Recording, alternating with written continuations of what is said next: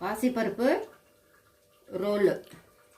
பாசிப்பருப்பு ஒரு அரை கப்பு எடுத்து ஒரு 1.5 மணி நேரம் ஊற வச்சுட்டு அதை நைஸாக தண்ணி வடிச்சிட்டு நைஸாக அரைச்சி எடுத்து வச்சுக்கணும்.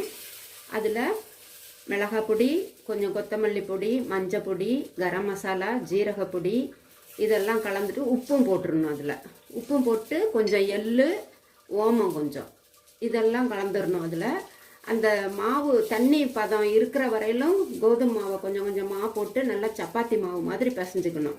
பிசைஞ்சுக்கிட்டு அதை சப்பாத்தி மாதிரியே தேய்ச்சி நெய் தடவி மேலே மாவு தூவிட்டு 2 சைடும் அதே மாதிரி எண்ணெய் தடவி மாவு தடவிட்டு நல்லா ரோல் பண்ணி அதை 2ஆக கட் பண்ணி குழிப்பணியார கல்லில் நெய் ஊற்றி இது மாதிரி போட்டு வெந்ததுக்கப்புறம் எடுத்து சாப்பிட வேண்டியது தான். சாஸ் தொட்டு சாப்பிட்லாம். சட்னி, கிரீன் சட்னியோ கார சட்னியோ எது வேணுமாலும் தொட்டு சாப்பிட்டா நல்லாயிருக்கும். நீங்களும் செஞ்சு பாருங்கள்.